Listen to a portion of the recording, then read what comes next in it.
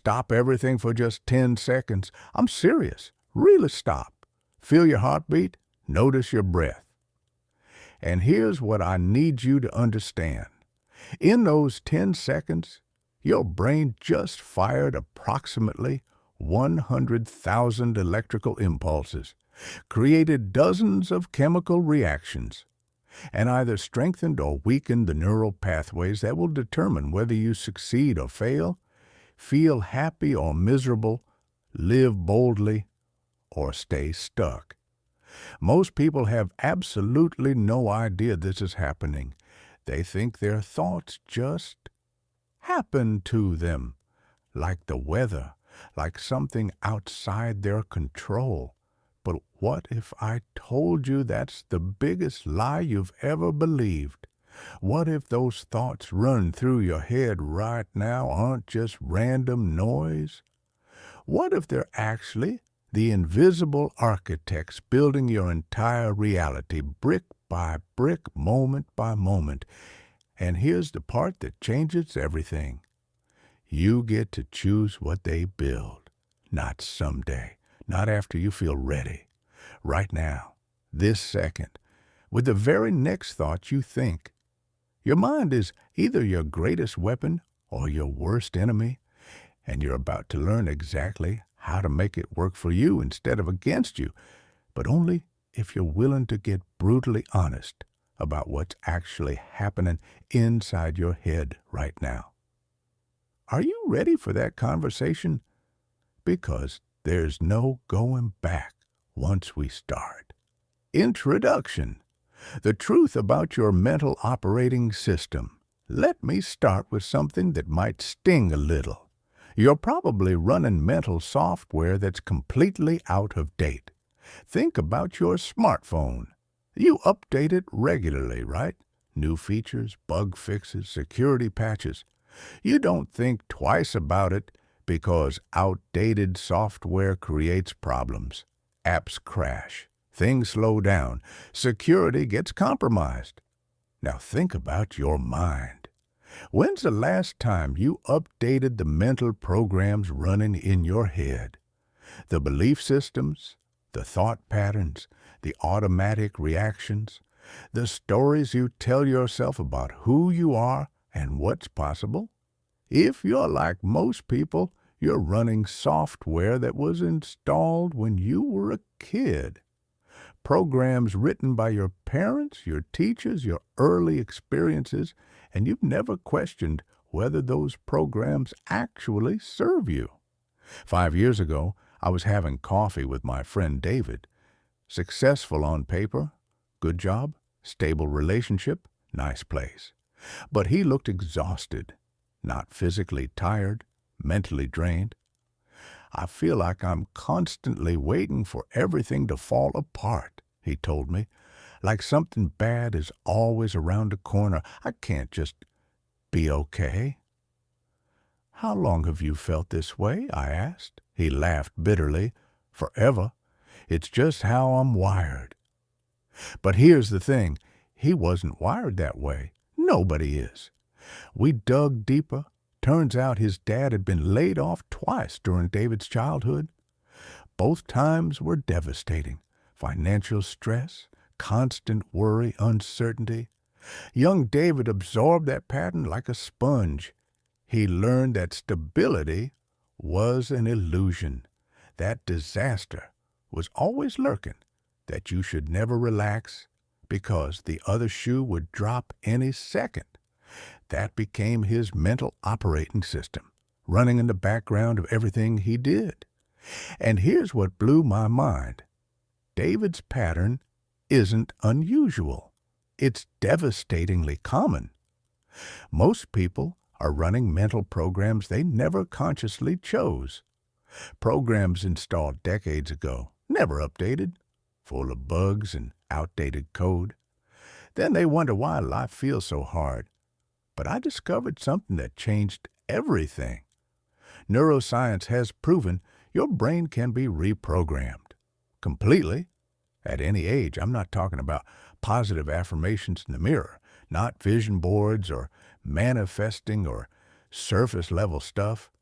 I'm talking about understanding the actual biological mechanisms of how your brain creates thought patterns, then deliberately using those mechanisms to rewire your mind.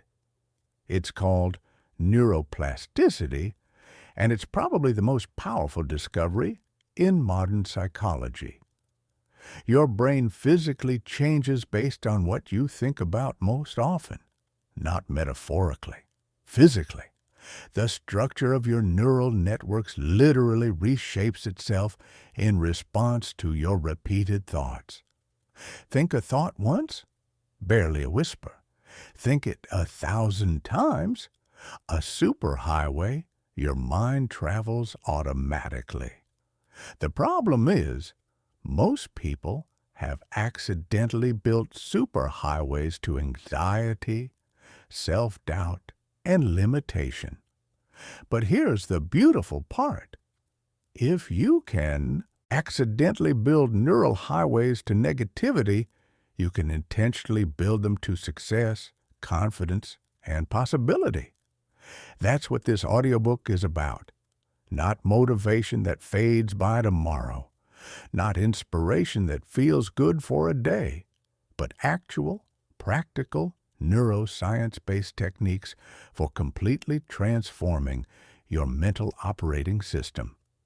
By the time we're done, you'll know exactly how to identify the outdated mental programs sabotaging your success, interrupt negative thought patterns before they spiral, install new patterns that serve your goals, build genuine confidence from within, transform challenges into growth opportunities, create a mind that works for you instead of against you. But I need to be straight with you. This isn't entertainment. This isn't something you passively consume while multitasking. This is mental training, the inner work that separates people who talk about changing their lives from people who actually do it. So here's what I'm asking. For the duration of this audiobook, be fully present, not just hearing words, but genuinely engaging, thinking about how they apply to your life. Being honest about what needs to change, because the people who transform aren't the smartest or most talented. They're the ones who actually apply what they learn. Are you ready to be one of those people? Then let's dive in. Chapter 1. Understanding the Garden of Your Mind. I want to tell you about Jennifer, brilliant software developer. Could solve complex coding problems in her sleep. But she had this pattern destroying her career. Every time an opportunity came up, a promotion, challenging project, chance to lead, she'd decline. Her excuse was always, "I'm not ready yet. I need more experience." Her manager finally pulled her aside. "Jennifer, you're one of our most talented developers. Why do you keep turning down opportunities?" She paused, then said quietly, "Because I'm afraid they'll discover I don't really know what I'm doing." Imposter syndrome, that feeling you're a fraud who's fooled everyone and any day now they'll figure it out. When we explored where that belief came from, Jennifer remembered college. She'd been the only woman in most computer science classes. One professor had casually mentioned to another student within her earshot that women usually struggle with the advanced concepts. One comment from one person 15 years ago. But Jennifer had carried it like a backpack full of rocks ever since. It became the lens through which she viewed every success. I just got lucky. Every failure, see, I'm not good enough.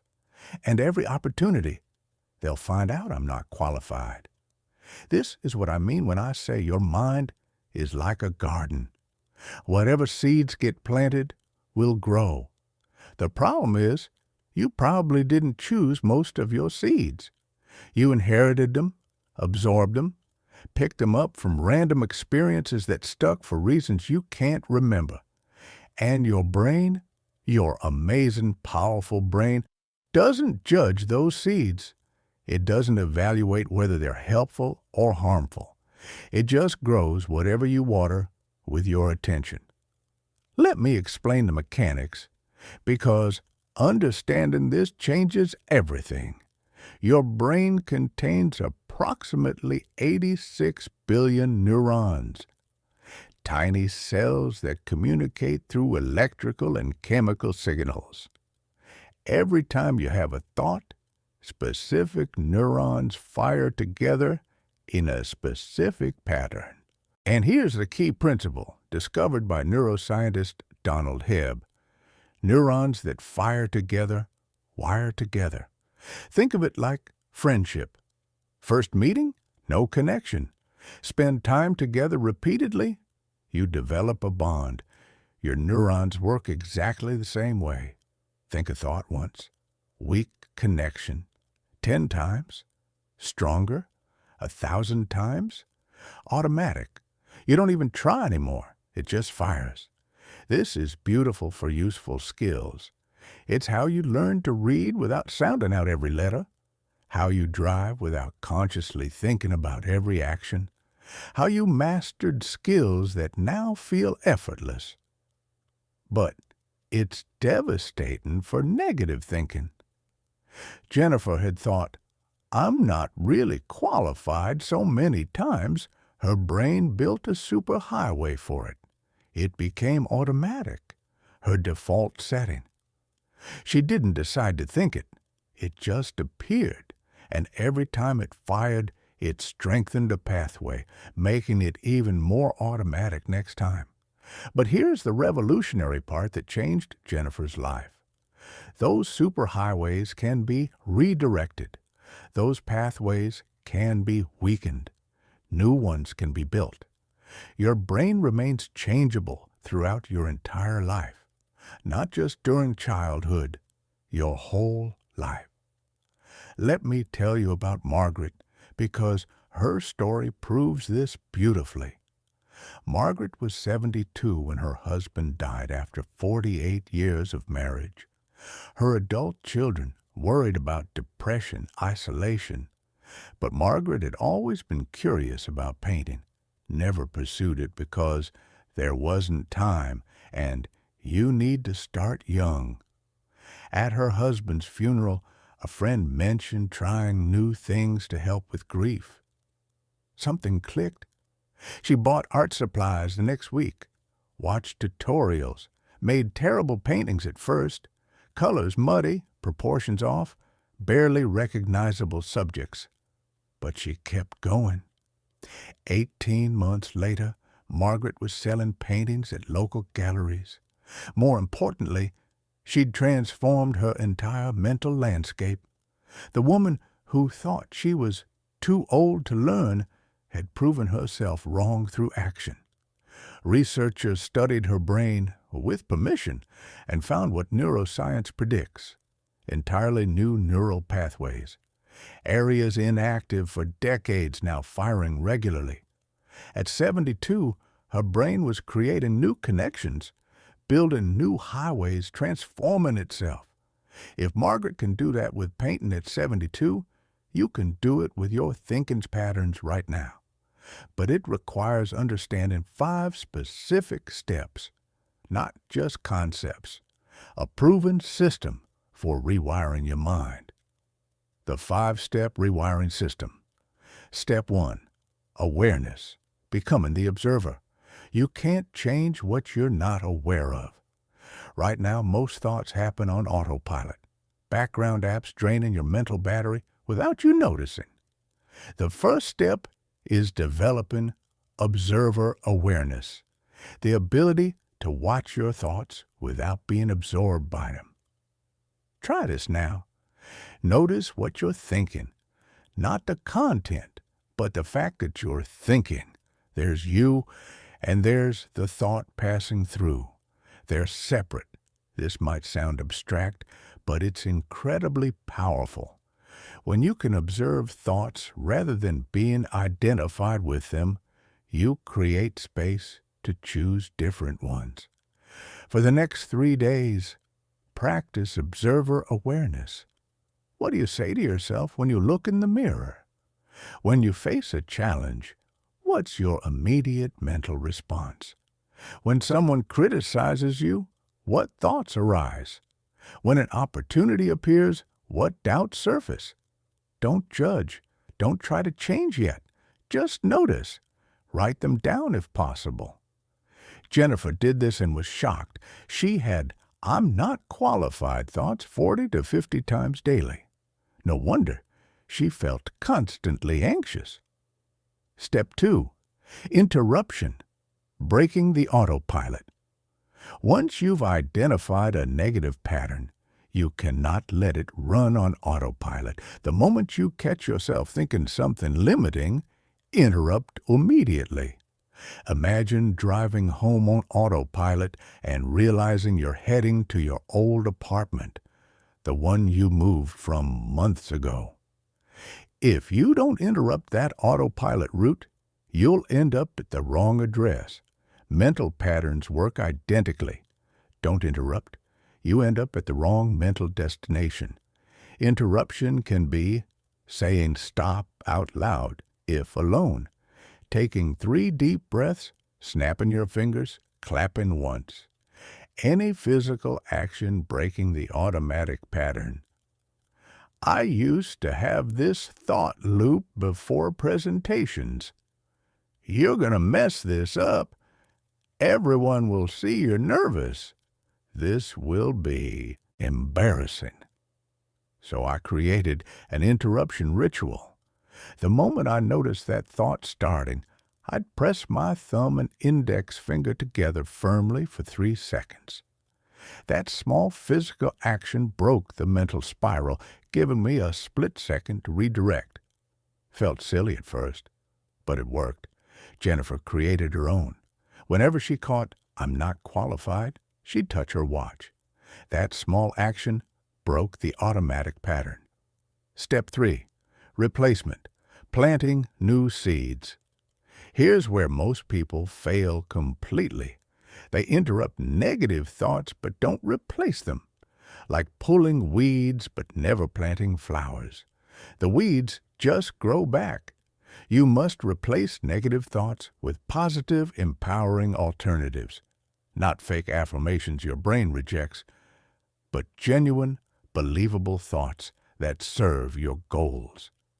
Instead of "you're going to mess this up," I replaced it with "I've prepared thoroughly, and I have valuable insights to share." Notice that's not "everyone will love your presentation." That would be unrealistic. My brain would reject it. The replacement has to be both positive and believable. Instead of Jennifer's "I'm not qualified," she replaced it with "I have unique problem-solving skills developed through years of experience, and I'm capable of learning whatever I don't know yet." Instead of Margaret's "I'm too old to learn," she replaced it with "My life experience gives me patience and perspective that helps me learn effectively." The replacement doesn't eliminate all doubt. It just gives you a better, more empowering path forward than the negative thought did. Step 4. Repetition. Building the highway. One replacement isn't enough. Negative thoughts became automatic through years of repetition. Positive replacements need the same treatment. This is where most people quit. Try positive thinking for 2 days, don't see massive changes, conclude this doesn't work. But you wouldn't go to the gym twice and expect visible muscles, wouldn't practice guitar twice and expect to play professionally. Your brain requires the same consistent repetition. Every single time that negative thought appears, and it will, interrupt and replace it. You're carving a new path through fresh snow. First time, barely visible. 10th time, faint trail. 100th time, clear path. 1,000th time, highway. Your brain travels automatically. Jennifer committed. Every time she caught "I'm not qualified," she interrupted and replaced. 40 times daily at first, then 30, 20, 10. After 4 months, the thought occasionally appeared but no longer dominated her mental landscape. Just one thought among many, not her default. She accepted a promotion, led a major project, succeeded. Step 5, emotional engagement, supercharging the process. Here's the secret ingredient: emotion. Thoughts combined with strong emotions create the fastest, strongest neural pathways. This is why traumatic events create lasting memories. Intense emotion carved those pathways deep in a single experience. You can use this principle for positive change. When you replace a negative thought with positive, don't just recite words mechanically. Feel it. Connect with genuine emotion. When I replaced my presentation thought, I didn't say the words flatly. I connected with the feeling of confidence, remembered past successful presentations, visualized people nodding and understanding, felt the satisfaction of sharing valuable insights. That emotional engagement supercharged the neural pathway. Instead of months, it took weeks. Jennifer did the same. When she replaced "I'm not qualified," she connected with excitement of possibility, remembered complex problems she'd solved, felt pride in her accomplishments. That emotional connection made the new pathway much stronger, much faster. The science that changes everything. Let me share something that will shift your entire perspective. Your thoughts don't just affect your mind, they affect your entire body.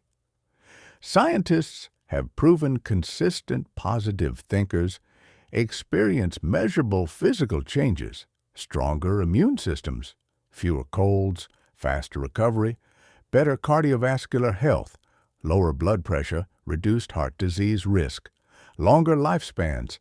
They literally live longer, healthier, better sleep quality, reduced inflammation, faster stress recovery. Why? Because thoughts trigger chemical cascades throughout your entire system. Negative thoughts release cortisol and adrenaline, stress hormones designed for immediate physical threats. Useful if you're running from danger. Devastating if they're flooding your system all day because you're constantly worrying.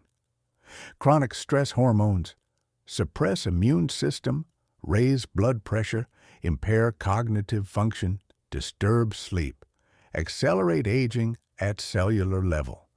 Negative thinking is literally poisoning you, not metaphorical, biological reality, but positive thinking triggers different chemicals: dopamine, serotonin, oxytocin, endorphins.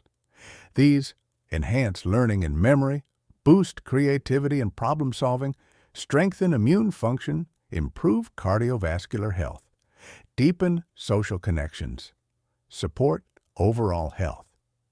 Your thoughts are changing your biochemistry every single moment. David, remember him? Didn't just feel better after transforming his thinking. His doctor noticed his blood pressure had dropped significantly. His chronic tension headaches disappeared. He slept better. Same person, same life, just different mental patterns.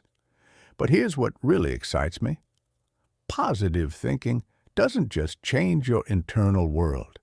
It changes your external world too.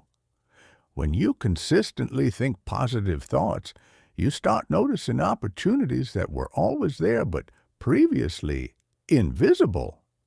Like buying a red car and suddenly seeing red cars everywhere. They were always there, but your brain filters reality based on what it thinks is important. Positive thinking reprograms your filters. Suddenly, you notice the job opening you would have overlooked, the potential mentor you would have dismissed, the creative solution you would have missed, the opportunity hiding inside the challenge. You also take different actions. Positive thoughts leads to positive emotions, leads to confident, creative actions, leads to better results, leads to reinforced positive thoughts. Beautiful upward spiral. Negative thinking creates downward spiral. Negative thoughts lead to negative emotions, lead to hesitant, avoidant actions, lead to poor results, lead to reinforced negative thoughts. Most people are caught in that downward spiral, wondering why life feels so hard. But you're about to think your way into success. Chapter 2. Clearing out the mental clutter. Okay, we need to have a real conversation about something uncomfortable. Your mind is probably full of junk right now. Mental clutter that's been accumulating for years, so gradually you stopped noticing it. It's like those reality shows about hoarders. The house didn't fill with junk overnight. It happened slowly, one item at a time, until eventually the person can barely move through their own home. But they've adapted to it so gradually that it feels normal. Your mental environment might be the same way right now, cluttered with toxic inputs, negative influences, and destructive patterns that feel normal. Because you've lived with them so long, we need to clean house, and I'm going to be direct about what needs to go. Toxin Category 1. The media you're consuming. Let me ask you something. What did you consume in the last 24 hours before starting this audiobook? Did you scroll through social media for 20 minutes, seeing carefully curated highlight reels of other people's lives? Did you check the news and fill your mind with disasters, conflicts, and crises you can't control? Did you watch a show that glorified drama, dysfunction, or destructive behavior? Here's a statistic that should wake you up. The average person consumes over 7 hours of media per day. 7 hours. And research shows that roughly 90% of that content is negative. Your brain doesn't distinguish between experiencing something directly and consuming it through media. When you watch violent content, your nervous system activates a stress response as if you were witnessing that violence in person. When you scroll through social media and see people with seemingly perfect lives, perfect bodies, perfect relationships, your brain releases chemicals associated with inadequacy and comparison. You're literally bathing your brain in stress chemicals for hours every day, then wondering why you feel anxious, inadequate, or depressed. Let me tell you about Maya, a client who struggled with constant comparison and feelings of inadequacy. We analyzed her daily routine and found this pattern. She woke up and immediately checked Instagram. 30 minutes of other people's perfect breakfast photos, workout selfies, and vacation pictures. She listened to a true crime podcast during her commute.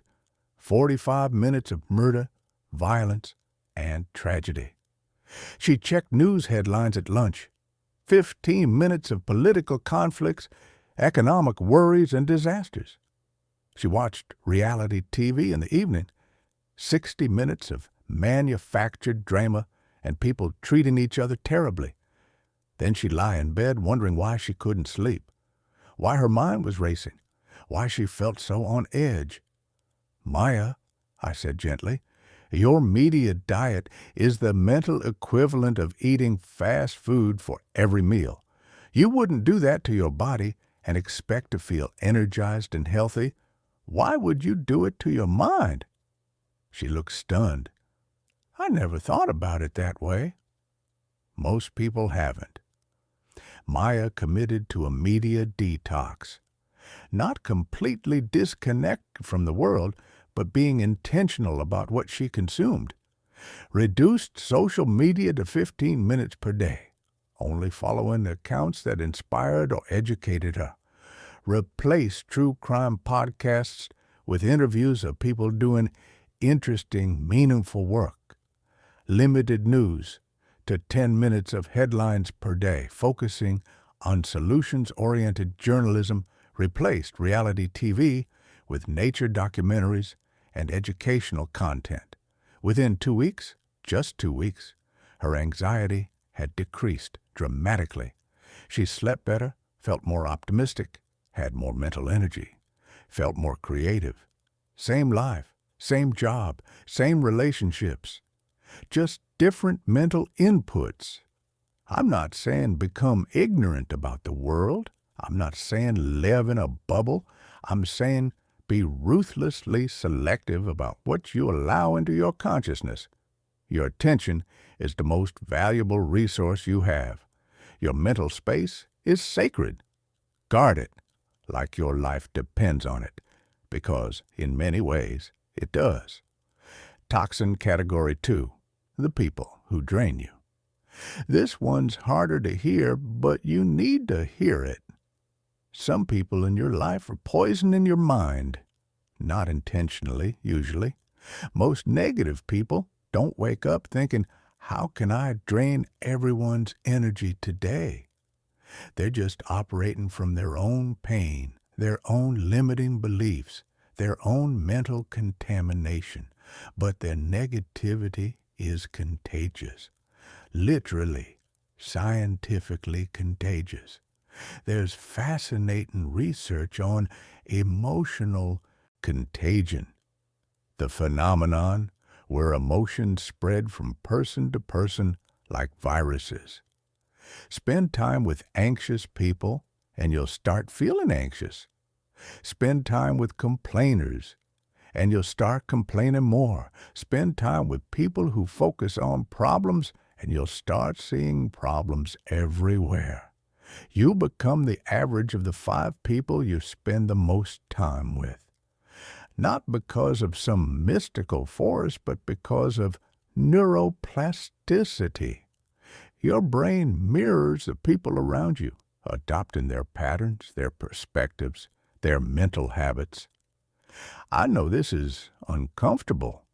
Some of those 5 people might be family members you love, longtime friends, people you care about deeply. But caring about someone doesn't mean absorbing their negativity. You can love someone and still create boundaries that protect your mental environment. I had a friend, Robert, who I genuinely cared about. Good person with a good heart. But every single conversation with him followed the same pattern.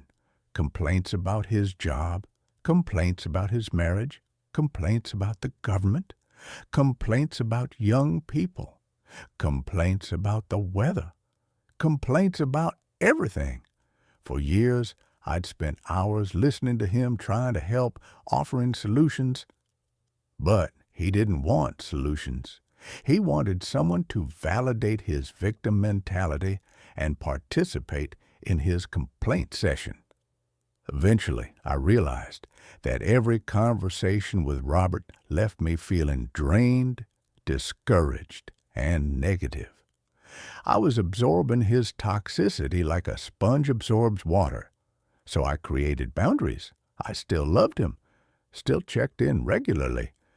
But I limited our conversations to 20 minutes. When he started spiraling into complaints, I'd gently redirect. That sounds frustrating, Robert. What are you planning to do about it? If he continued the complaint spiral, I'd politely end the conversation. I've got to run, but it was great catching up. Let's talk again soon. It felt awkward at first. He seemed confused by the change, but it was necessary. I couldn't help Robert by drowning with him. I could only help by maintaining my own positive mindset and modeling a better way. You might need to have similar boundary conversations, not cutting people off cruelly, but setting healthy boundaries that protect your mental environment. And simultaneously, this is crucial. You need to actively seek out positive influences. Find mentors who've achieved what you want to achieve. Join communities of growth-oriented people. Surround yourself with individuals who inspire you, challenge you, and believe in your potential. Read books by people who've overcome obstacles similar to yours. Listen to podcasts featuring people doing interesting, meaningful work. Follow social media accounts that educate, inspire, or genuinely entertain you, rather than make you feel inadequate. Your social environment shapes your mental environment more powerfully than almost anything else. Choose it deliberately. Toxin category. 3. The enemy living inside your own head. Here's the brutal truth that nobody wants to hear. You're probably your own worst enemy. Most people generate more negativity in their own minds than they encounter from all external sources combined. They worry about things that will never happen. They replay past failures on an endless loop. They rehearse worst-case scenarios like they're preparing for a theatrical performance. Let me walk you through the 3 deadliest forms of self-generated mental toxicity. Worry, the useless mental habit. Worry is mental energy spent on problems that don't exist yet and probably never will. Research shows that 95% of the things people worry about never actually happen, and the 5% that do happen are usually less severe than the worried mind imagined. Think about that for a second. 95% of your worry is completely wasted mental energy, focused on problems that will never occur. Worry doesn't prevent problems. Worry doesn't prepare you for challenges. Worry doesn't improve outcomes. It only drains mental energy and creates unnecessary stress. I used to be an Olympic-level worrier. I worried about presentations weeks before giving them, worried about conversations before having them, worried about job security even when I was performing well, worried about my health every time I felt slightly off. One day, my therapist asked me to do an exercise. Write down everything you've worried about in the past month, then go back through the list and mark which things actually happened. I spent an hour writing, filled 3 pages with worries. Then I went back through the list. Out of 89 distinct worries, exactly 4 had actually happened, and all 4 were minor issues that I handled fine without all the advanced worrying. So you spent probably 20 to 30 hours over the past month stressing about things that never occurred, she said. Imagine if you'd invested that mental energy in positive visualization, skill development, or relationship building instead. Where would you be now? That question shook me to my core. Now, when I notice myself worrying, I ask 3 questions. Is this helpful? Is this productive? Is this moving me toward my goals or away from them? The answer is always no. So I redirect that mental energy towards solutions, preparation, or positive visualization of desired outcomes. Self-doubt, the dream killer. Self-doubt is different from healthy uncertainty or humility. It's the automatic assumption that you're incapable of achieving your goals or handling challenges. Everyone experiences uncertainty. That's normal. That's human. But uncertainty doesn't have to become self-doubt. Here's the difference. Uncertainty says, I don't know if this will work, so I'll prepare thoroughly and give it my best effort. Self-doubt says, I probably can't do this, so why even try? I'll just embarrass myself. Uncertainty motivates preparation and action. Self-doubt prevents both. I see this constantly.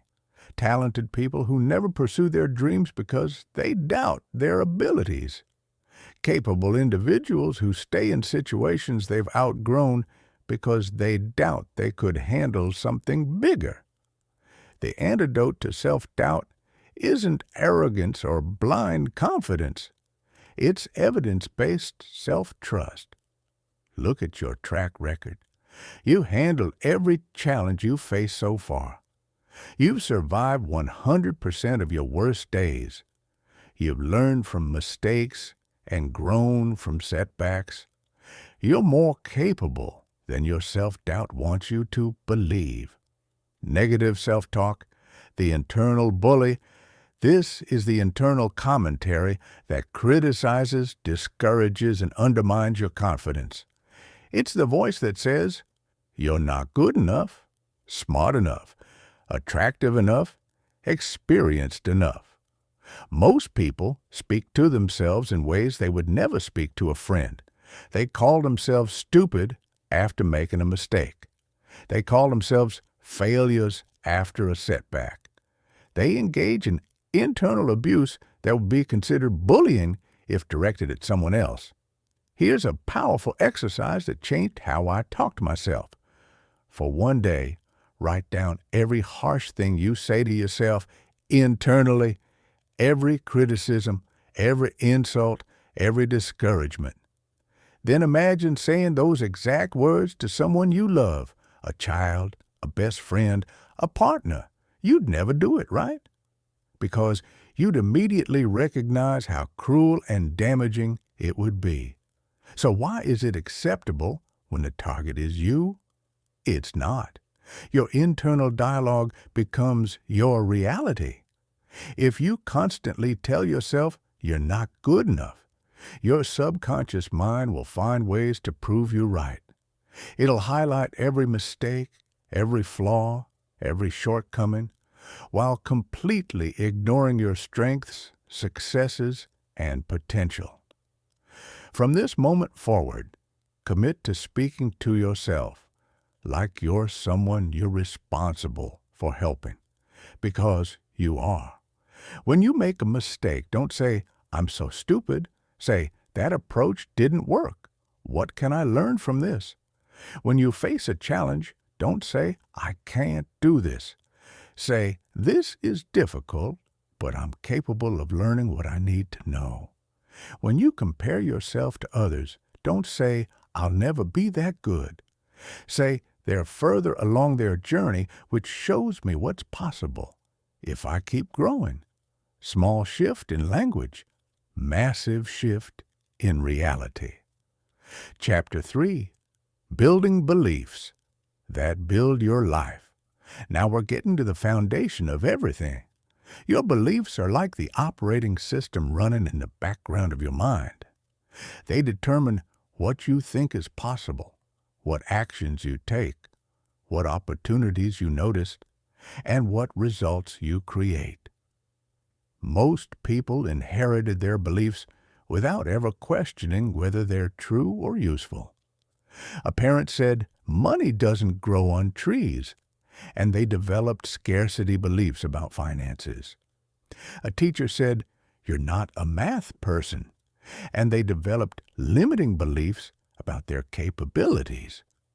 A coach said, you're not athletic, and they developed beliefs about their physical potential. A partner said, you're too emotional, and they developed beliefs about how they should express feelings. These beliefs feel like facts. They feel like truth. They feel like reality, but they're not. They're just thoughts you've repeated so many times that they've hardened into what feels like concrete. The beautiful thing? Concrete can be broken. New foundations can be poured. Let me tell you about Carlos, a client who came to me absolutely convinced he was not a creative person. He stated it as flatly as if he'd said, I have brown eyes. Where did that belief come from? I asked. He thought for a moment. I'm an accountant. Accountants are logical, not creative. That's just how it is. Who told you that? He paused. I guess everyone? It's just common knowledge. Is it? Or is it just a story you've been telling yourself? We dug deeper. Eventually, Carlos remembered being 9 years old in art class. The teacher had held up his drawing as an example of what not to do. Not maliciously, but carelessly. The whole class had laughed. 9-year-old Carlos had made a decision in that moment. I'm not creative. I'm not good at art. I should stick to logical things. One moment, one teacher, one careless comment. 28 years ago. And Carlos had been living inside that limiting belief his entire adult life. He'd never pursued hobbies that interested him because they seemed too creative. He'd stayed in a job that bored him because it was logical and predictable. He'd avoided relationships with artistic people because he felt like he wouldn't fit in. All because of a belief that wasn't even true. It was just one person's thoughtless comment during one childhood moment. When Carlos realized this, something shifted visibly in his face. You're telling me I've been limiting my entire life based on one bad experience in 3rd grade? Exactly. That's the power and the tragedy of unexamined beliefs. The belief transformation system. Here's how you identify and transform the beliefs limiting your life. Step 1. Identify your beliefs. Your beliefs reveal themselves through your automatic thoughts, emotional reactions, and behavioral patterns. Pay attention to the language you use consistently. I'm not the type of person who reveals identity beliefs. I could never. Reveals capability beliefs. That's just how life is. Reveals reality beliefs. People like me don't. Reveals social/cultural beliefs. Your immediate reactions to opportunities also reveal beliefs. When someone offers you a challenge, what's your first thought? When you consider pursuing a goal, what doubts arise? When you imagine a better future, what objections appear? Write these down. Get them out of your head and onto paper where you can examine them objectively. Step 2. Question your beliefs ruthlessly. Once you've identified a belief, interrogate it like a detective investigating a crime scene. Ask yourself, is this belief absolutely true, or is it just an assumption? What evidence supports this belief? What evidence contradicts it? Does this belief serve my goals or limit my potential? Where did this belief come from? Often, tracing a belief back to its origin reveals how arbitrary it is. A random comment, a single experience, a cultural message you absorbed without questioning. Carlos's belief that he wasn't creative felt true, but when examined objectively, it was based on one childhood experience and reinforced by a cultural stereotype about accountants. Step 3. Design empowering replacement beliefs. You can't just eliminate a limiting belief and leave a vacuum. You need to install a new empowering belief to replace it. Empowering beliefs have specific characteristics. They're stated positively. What you want, not what you don't want. They acknowledge current reality while pointing toward growth. They focus on possibilities rather than limitations. They generate motivation and confidence rather than fear. Carlos's replacement beliefs, I'm not creative, to I express creativity through both analytical and artistic thinking. Creative pursuits are impractical. Creative exploration enriches my life and enhances my problem-solving abilities. I wouldn't be good at anything artistic. I can develop artistic skills through practice, just like I developed accounting skills. Notice these are true. He can develop skills. He does use creative thinking. Empowering. They motivate exploration rather than avoidance. Growth-oriented. They allow for development. Step 4. Reinforce through repetition and emotion. New beliefs need what old beliefs had: repetition and emotional engagement. Every morning, state your new beliefs out loud. Not as empty affirmations, but with genuine feeling. Connect with the excitement of possibility, the curiosity of exploration. Throughout the day, when situations test your old belief, consciously remind yourself of the new one. Take action aligned with your new beliefs. Carlos started sketching in a notebook, took a weekend photography class, visited art museums. Each action reinforced the new belief through experience. Within 6 months, Carlos's entire self-concept had shifted. He discovered a passion for landscape photography, something combining his eye for detail with artistic expression. More importantly, he'd proven to himself that his limiting beliefs weren't facts, just old stories he could rewrite. Chapter 3 continued. The most powerful, empowering beliefs. While everyone's beliefs are personal and unique, there are certain empowering beliefs that successful, fulfilled people consistently share. These aren't just nice thoughts. They're mental frameworks that fundamentally change how you navigate life. I can learn anything I need to know. This belief opens infinite possibilities. You might not know something now, but you're capable of learning it. This shifts you from fixed mindset to growth mindset. When you believe you can learn anything, challenges become exciting rather than threatening. Instead of saying, "I don't know how to do that," you say, "I don't know how to do that yet." This single word, "yet," changes everything. I watched this belief transform a woman named Lisa. She was 45 years old and terrified of technology. Still used a flip phone, avoided computers whenever possible.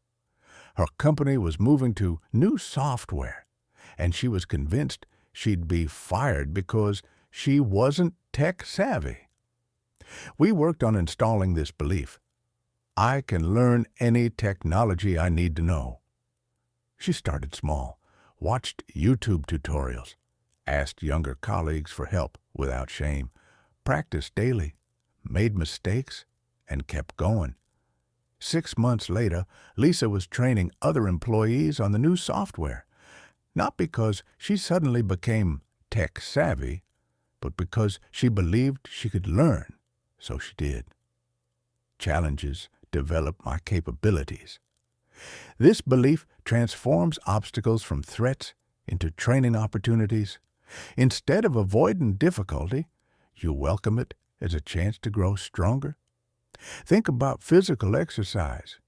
You don't get stronger by lifting light weights. You get stronger by lifting weights that challenge you, that stress your muscles, that feel difficult. Mental and emotional strength works the same way. When you believe challenges develop your capabilities, you start seeking them out rather than avoiding them. You volunteer for the difficult project.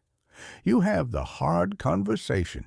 You take the risk that scares you because you understand that's where growth happens. I create my reality through my choices and responses. This belief shifts you from victim mentality to creator mentality. Even when you can't control circumstances, you control your response, and that determines your experience.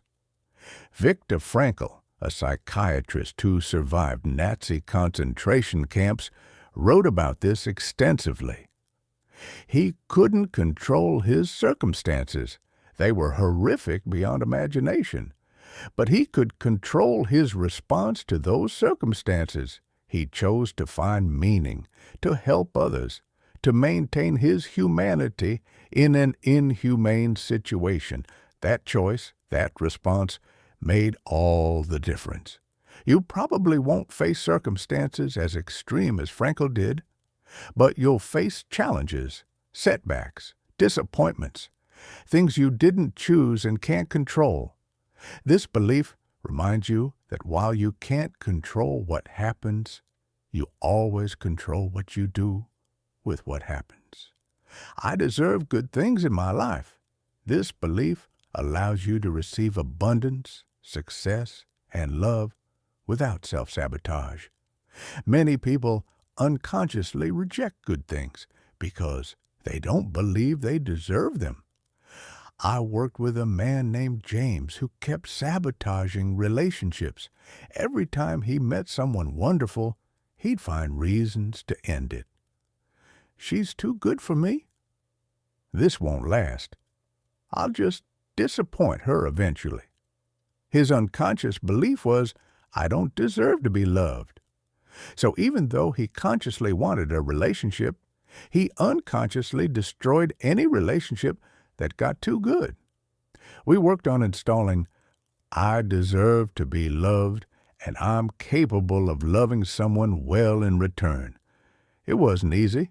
Every time the relationship got serious, his old belief would resurface. She'll figure out I'm not worth it. But he'd catch that thought, interrupt it, replace it with his new belief. He's now married to that woman, 3 years and counting. Every experience contains valuable lessons. This belief helps you extract growth from every situation, positive or negative. Nothing is wasted. Everything is data for your development. When something goes wrong, instead of just feeling bad about it, you ask, what can I learn from this? How can this make me better? This doesn't mean pretending bad things are good. It means refusing to let bad things be purely negative. You extract whatever value you can. I failed at my first business, lost money, lost time, felt like a complete failure. But when I adopted this belief, I asked, what did this teach me? I learned about cash flow management, about the importance of market research, about my own resilience, about which partners to choose and which to avoid. When I started my second business, I applied every lesson from that failure. That business succeeded largely because of what I learned from the first one failing. The failure wasn't wasted. It was expensive education. I'm in control of my responses to everything that happens. This belief empowers you even in situations you can't control. You might not control a situation, but you control your interpretation, your emotions, and your actions. Between stimulus and response, there's a gap. In that gap is your power. Someone cuts you off in traffic. That's the stimulus. You can't control it, but your response, that's entirely up to you. You can rage, honk, curse, let it ruin your mood for the next hour. Or you can take a breath, let it go, continue your day peacefully. Same stimulus, completely different response, completely different experience. This belief reminds you that you have that power in every situation. The past doesn't determine my future. This belief frees you from being trapped by previous failures, mistakes, or circumstances. Your future is created by your current choices, not your history. I love this belief because I see so many people imprisoned by their past.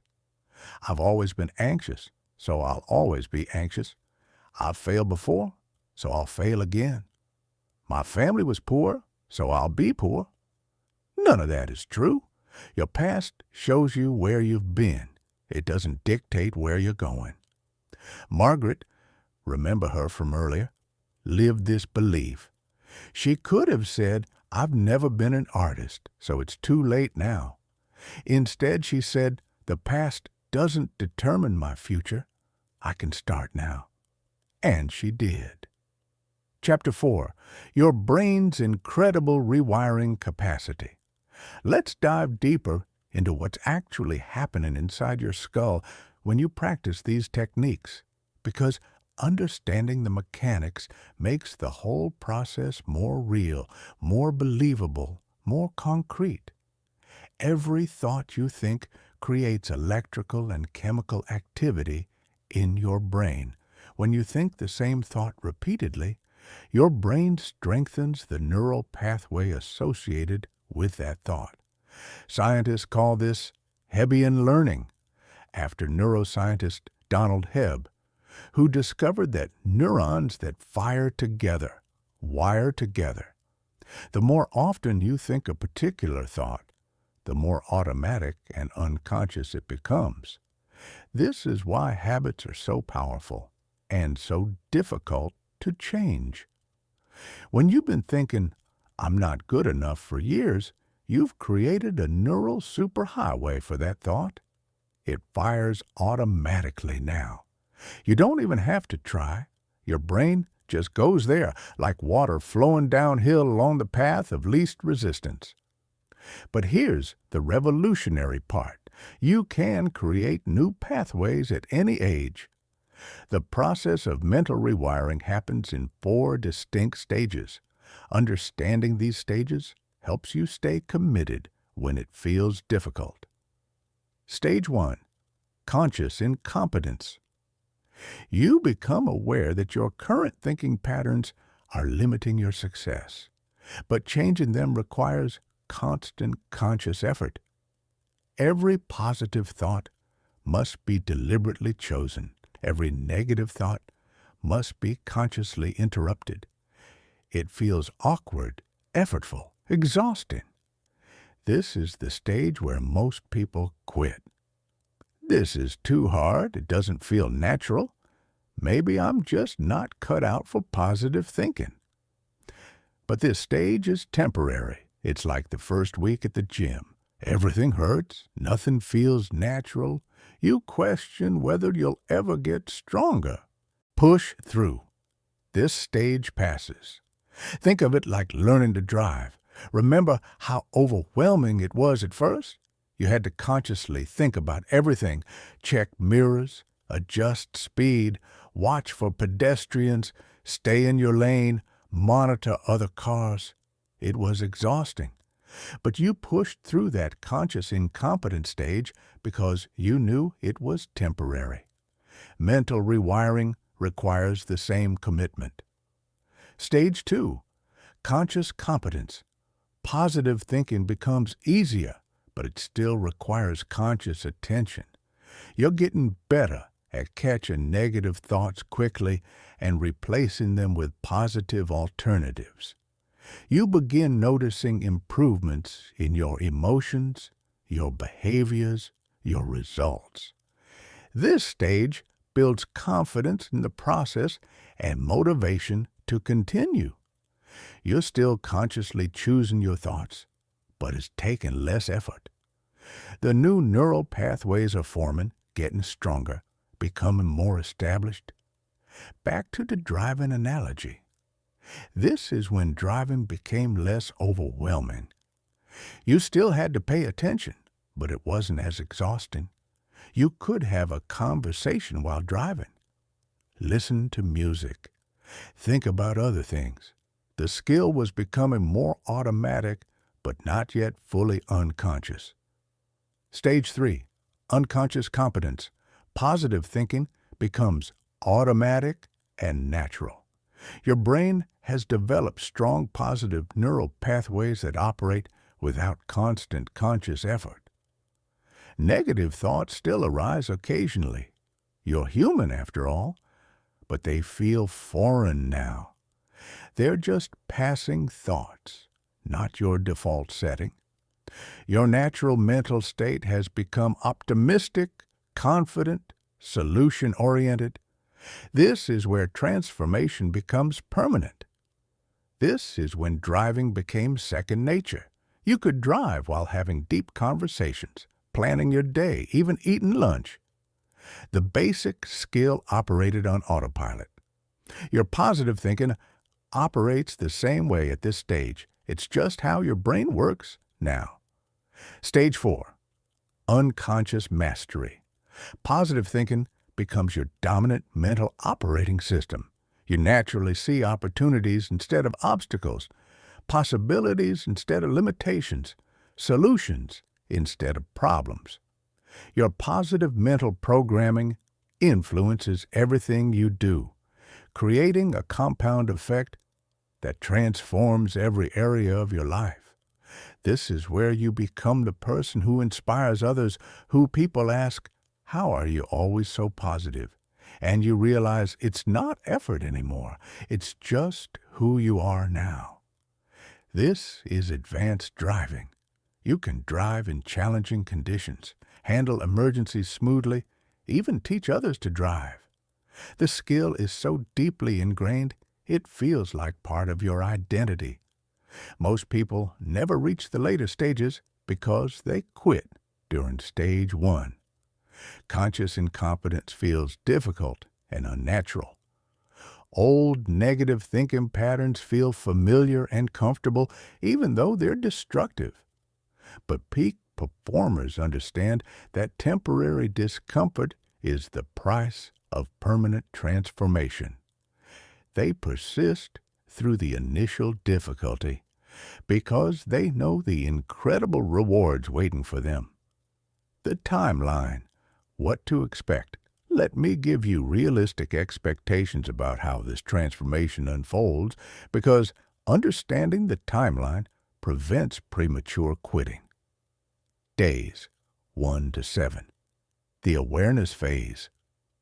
You're primarily noticing your thoughts, identifying patterns, beginning to interrupt negative spirals. It feels effortful.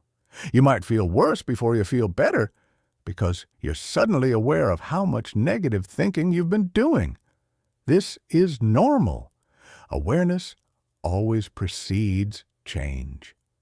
Weeks 2 to 4. The effort phase. You're actively interrupting and replacing negative thoughts multiple times per day. It still requires conscious effort, but you're getting faster at catching and redirecting them. You might notice small improvements in mood, energy, or outlook. These small wins are crucial. Celebrate them. Months 2 to 3. The momentum phase. Positive thinking is requiring less conscious effort. You're automatically catching negative thoughts more quickly. The new neural pathways are strengthening. You're noticing more significant changes. Better sleep, improved relationships, increased confidence, more opportunities appearing. Months 4 to 6, the integration phase.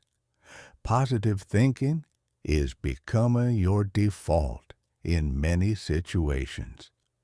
You still have to consciously redirect certain stubborn patterns, but overall, your mental landscape has shifted dramatically.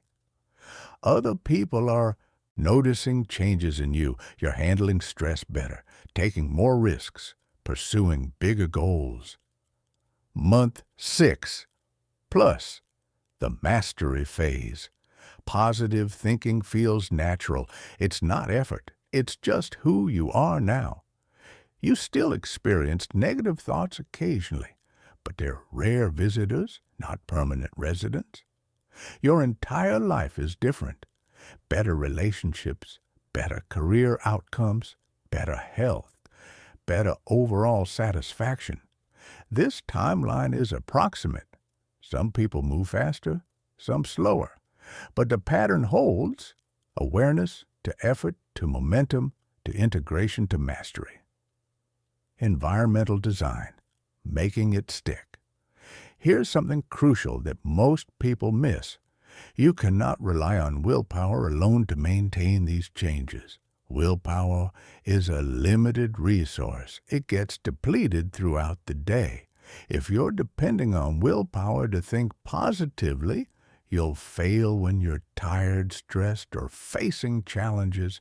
Instead, You need to design your environment to make positive thinking inevitable. Information environment. Control what flows into your mind. Start your day with inspiring or educational content, not news or social media. Listen to podcasts featuring successful, optimistic people. Read books that reinforce positive thinking principles. Follow social media accounts that educate, inspire, or genuinely entertain, not ones that make you feel inadequate.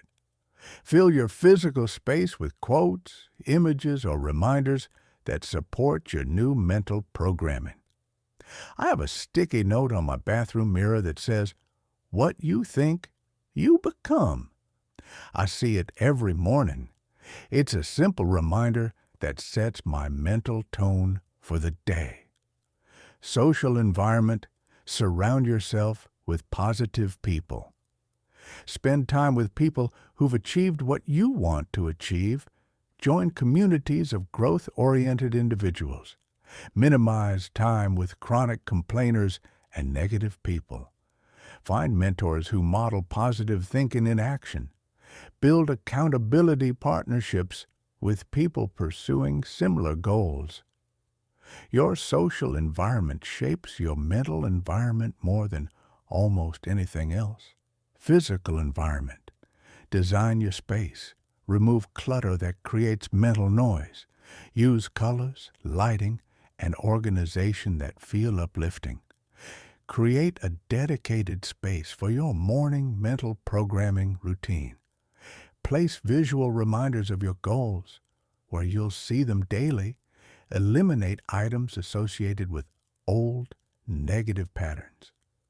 When I was transforming my thinking, I removed everything from my apartment that reminded me of my anxious self. Old journals full of worries, photos from difficult times, even certain furniture associated with negative memories. It sounds extreme, but it worked. My physical environment supported my new mental environment. Timing strategy. When your brain is most receptive, your brain is most receptive to new programming during certain states. Morning, immediately upon waking. Your brain is in alpha wave state, highly receptive.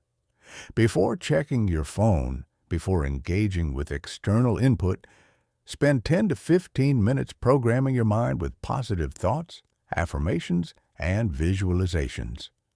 This sets a positive tone for your entire day. Evening, 30 minutes before sleep. Your brain is transitioning back into alpha and theta waves. Review your positive goals, affirm your capabilities, visualize your ideal future while feeling grateful and excited. This programs your subconscious mind to work on your goals while you sleep. These aren't just nice ideas. They're based on actual neuroscience about when your brain is most receptive to new programming. I never miss my morning or evening mental programming sessions. They're as non-negotiable as brushing my teeth, because I know they're literally rewiring my brain while I do them. Chapter 5. Visualization and Mental Rehearsal. Mastery. Visualization is not daydreaming. It's not wishful thinking. It's not fantasy or escape from reality. Visualization is mental rehearsal, the same technique used by Olympic athletes, top surgeons, elite performers in every field. When done correctly, visualization is one of the most powerful tools for programming your subconscious mind and creating the results you desire. Here's the science. Your subconscious mind cannot distinguish between a real experience and a vividly imagined experience. When you visualize something clearly and emotionally, your brain responds as if that experience is actually happening. It triggers the same neural pathways, releases the same chemicals, creates the same physiological responses as real experience. This is why visualization is so effective for improving performance, building confidence, and achieving goals. Let me tell you about Rachel, a client who was terrified of public speaking. Absolutely terrified. Heart racing, hands shaking, mind going blank, kind of terrified. She had a major presentation coming up in 6 weeks. Career defining. She couldn't avoid it, but she was convinced she'd freeze up and ruin everything. We worked on visualization. Every single day for 6 weeks, Rachel spent 15 minutes visualizing herself giving that presentation successfully.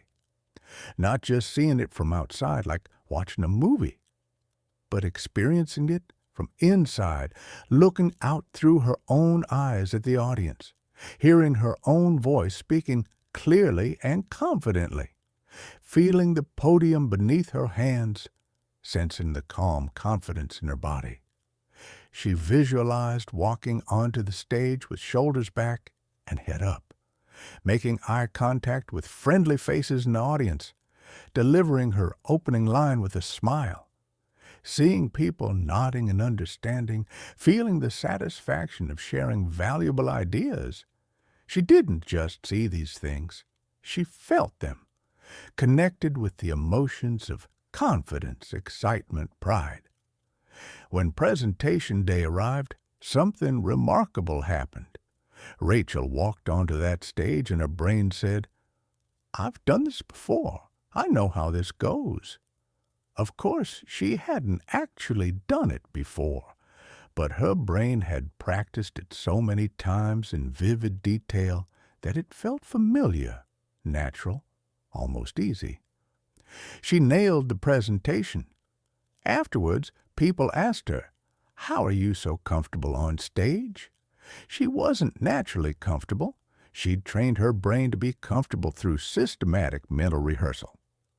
The 7 principles of effective visualization. Principle 1. Specificity. Vague, general mental images create weak neural impressions. Specific, detailed mental images create strong neural impressions that influence your behavior. When you visualize your goals, include precise details about what you see, hear, feel, smell, and taste. If your goal is to start a successful business, don't just imagine being successful in general terms. Visualize the specific office or workspace. See the exact type of clients you serve. Hear the conversations with customers. Feel the satisfaction of solving their problems. Notice the details of your daily routine. The more specific, the more powerful. Principle 2. Emotional engagement. Facts tell, but emotions sell. Your subconscious mind responds much more powerfully to emotional content than purely intellectual content. When you visualize your goals, feel intense, positive emotions as if you've already achieved them. The most powerful emotions for visualization are gratitude, excitement, pride, and joy. Rachel didn't just see herself giving a good presentation. She felt genuinely grateful that she'd accomplished it, felt excited about the opportunities it would create, felt proud of pushing through her fear, felt joy at sharing ideas that could help people. That emotional engagement made the visualization exponentially more powerful. Principle 3. First-person perspective. You must see your visualizations through your own eyes, not as an outside observer watching yourself. When you visualize from first-person perspective, your brain processes the experience as if you're actually living it. This creates stronger neural pathways and more powerful behavioral programming. Don't watch yourself giving the presentation from the audience. Be yourself giving the presentation, looking out at the audience. Don't watch yourself succeeding from the sidelines. Experience yourself succeeding from the inside. Principle 4. Process and outcome visualization. Most people only visualize the end result they desire, but peak performers also visualize the process of achieving that result. If your goal is to run a marathon, don't only visualize crossing the finish line. Also, visualize yourself training consistently, waking up early for runs, pushing through fatigue, choosing healthy foods, building stamina week by week. This process visualization programs your mind with the specific behaviors and actions necessary for success. Principle 5. Consistency and repetition. One visualization session creates minimal neural change. Daily visualization sessions over weeks and months create profound neural transformation. You must commit to visualizing your goals every single day, preferably at the same time and in the same location. The most effective schedule is twice daily, once in the morning, immediately after waking, and once in the evening, immediately before sleep. Morning visualization programs your mind for the day ahead and primes you to notice opportunities. Evening visualization programs your subconscious to work on your goals while you sleep. Each session should last between 10 to 20 minutes. Shorter sessions don't provide enough time for deep neural engagement. Longer sessions may lead to mental fatigue. Principle 6. Overcoming limiting mental imagery. Many people unconsciously visualize their fears, failures, and worst-case scenarios. This negative visualization programs their minds for failure just as effectively as positive visualization programs for success. You must become aware of your unconscious mental imagery and deliberately replace negative mental movies with positive alternatives.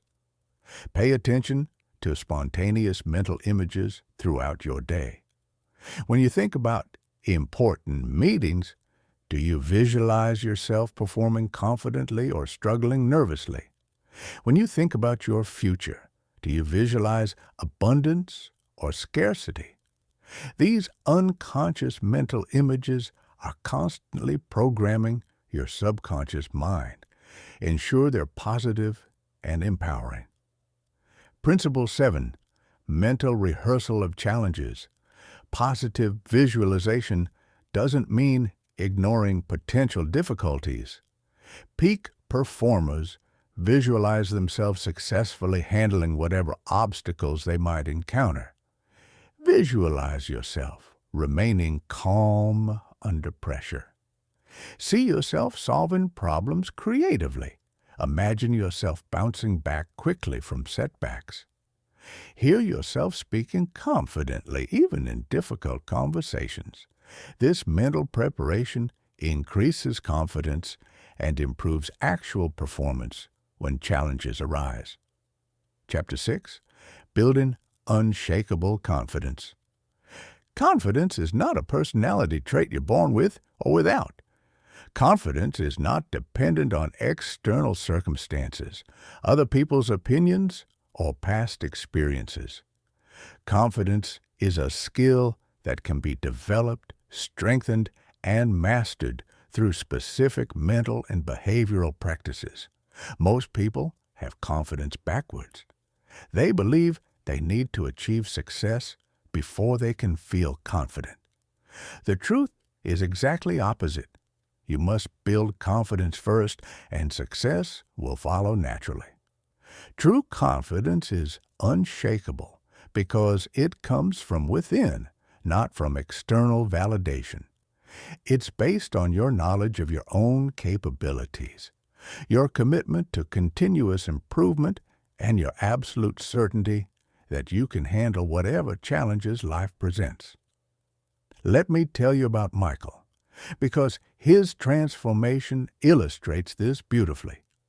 Michael was a talented graphic designer who constantly undersold himself.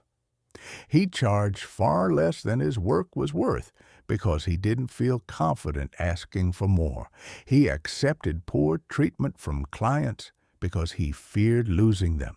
He never promoted his work because he felt like he was bothering people.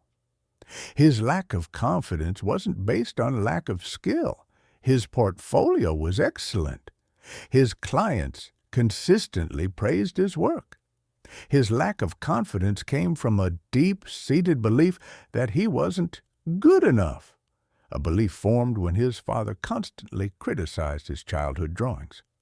We worked on building genuine confidence through 5 foundational practices. Foundation 1. Self-knowledge. You must know your strengths, acknowledge your weaknesses, and understand your values.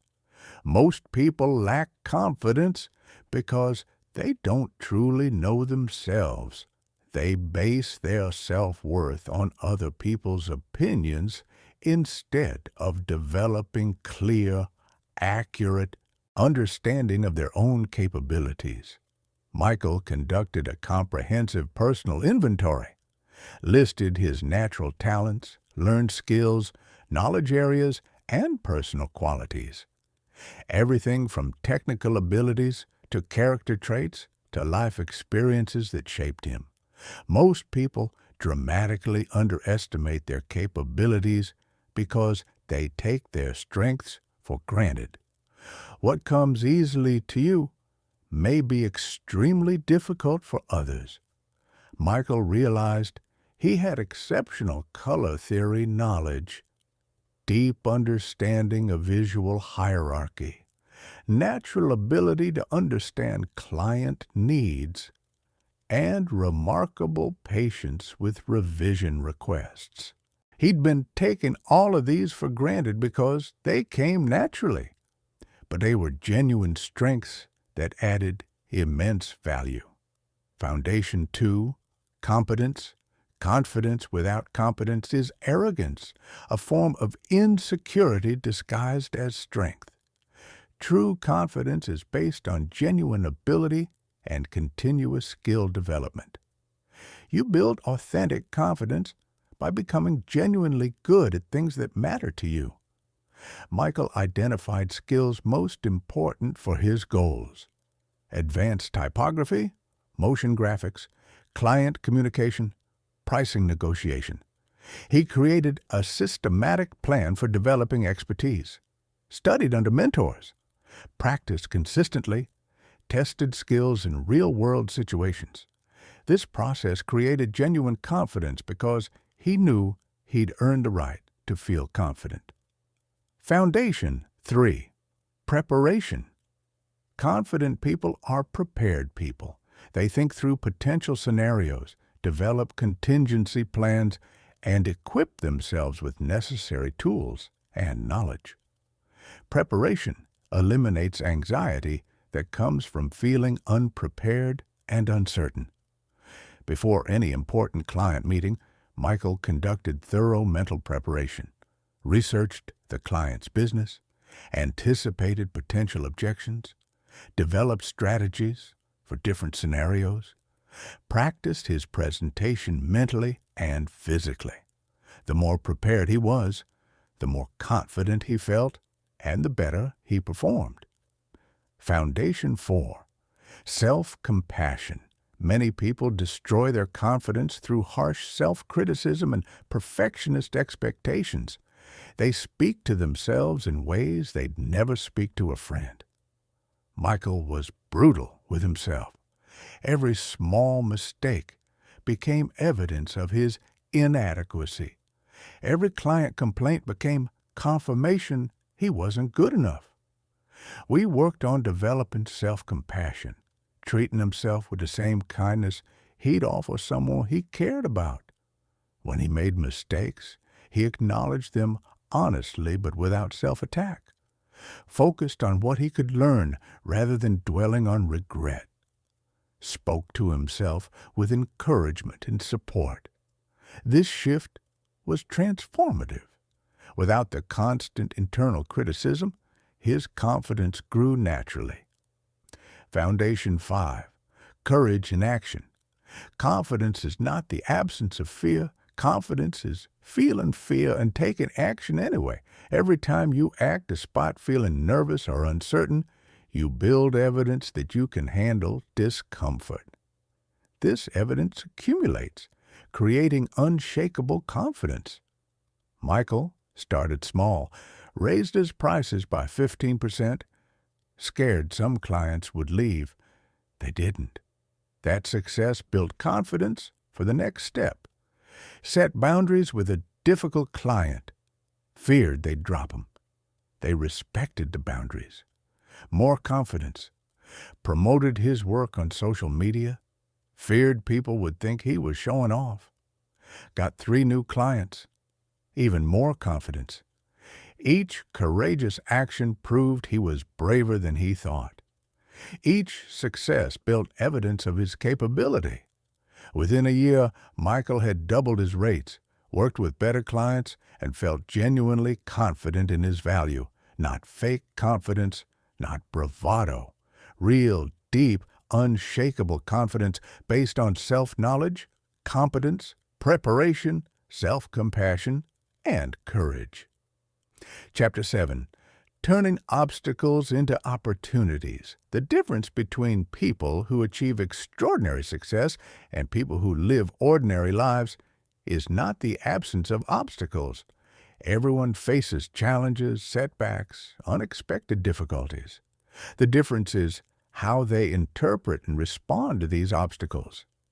Average people see obstacles as reasons to quit, slow down, or settle for less.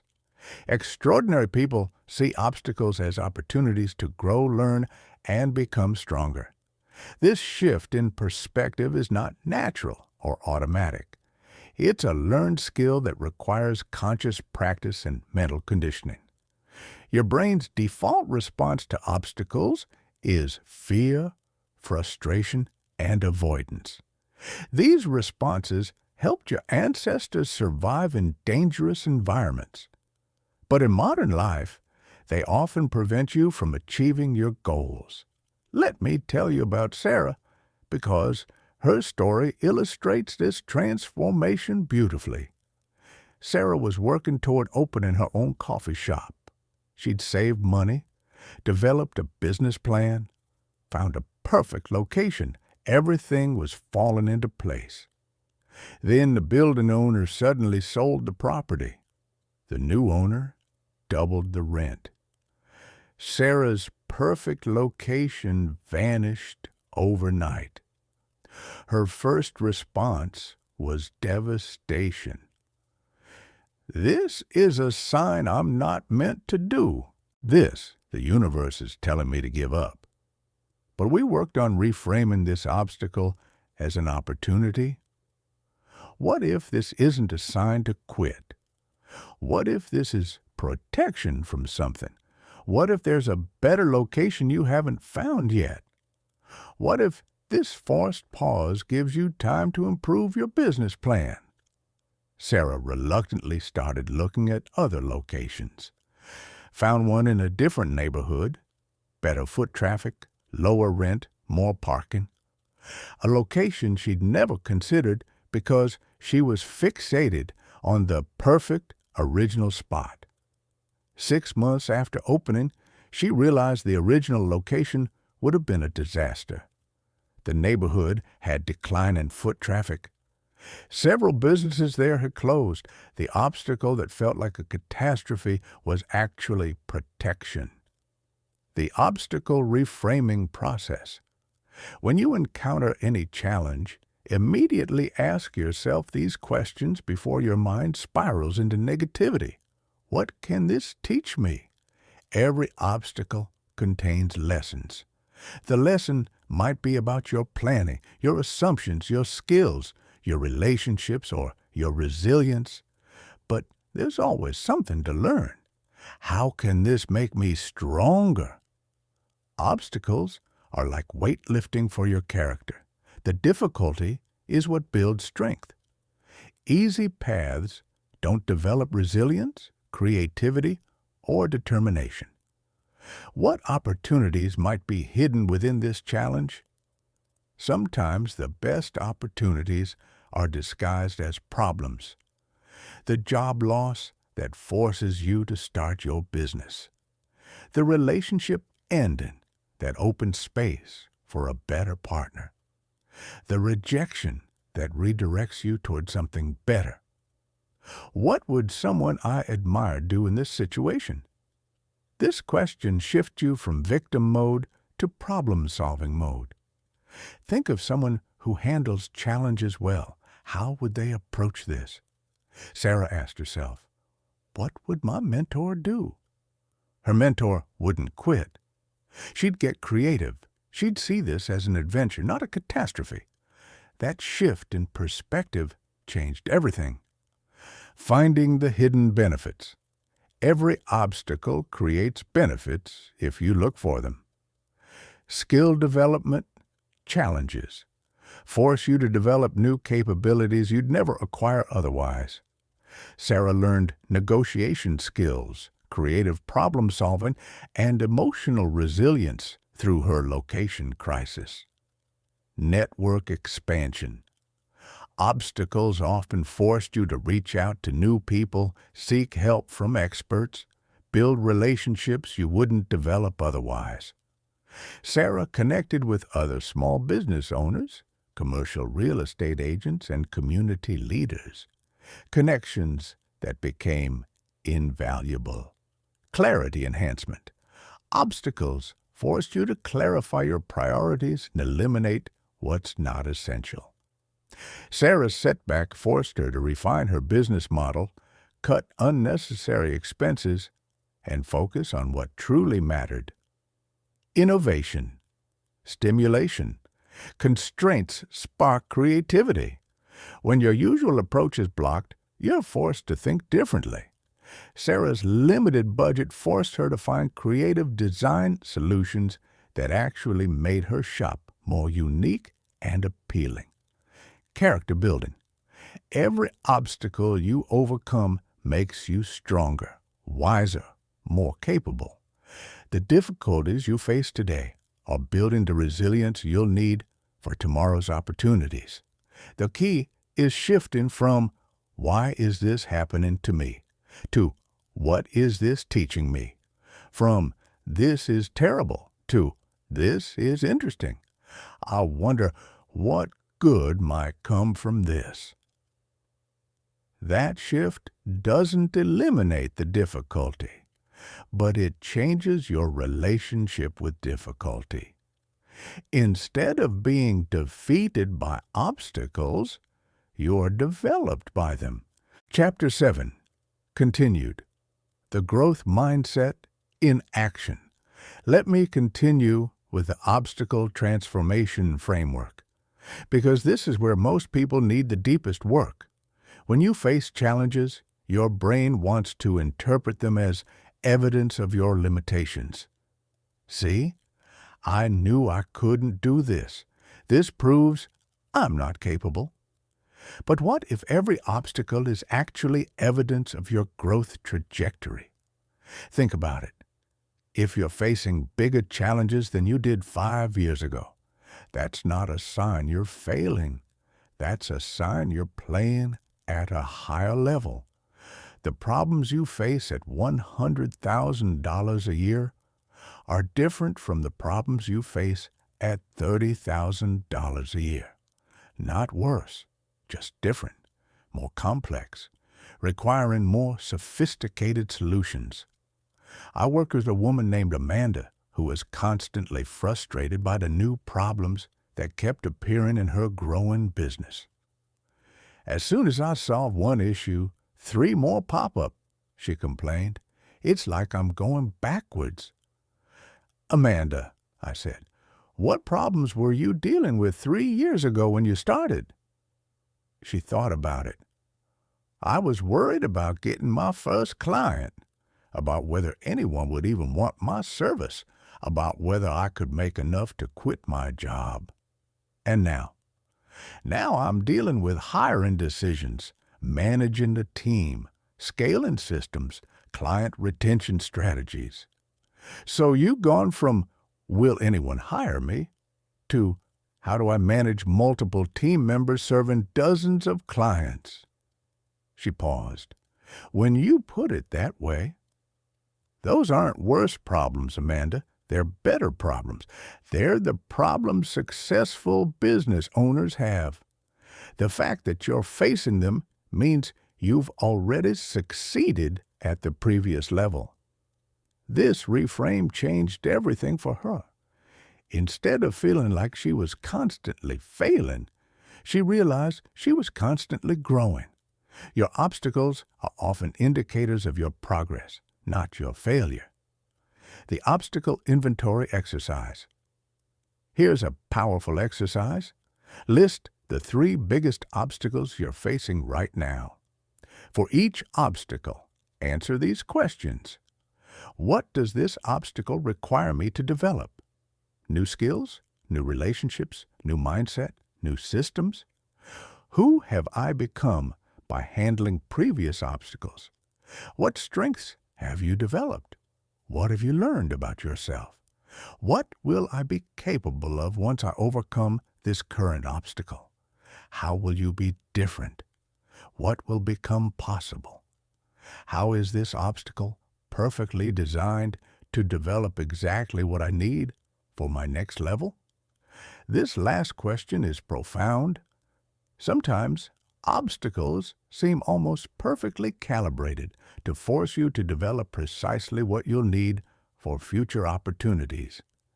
Sarah's coffee shop location crisis forced her to develop negotiation skills, creative problem-solving, and community connections, skills that became essential when she later expanded to 3 locations.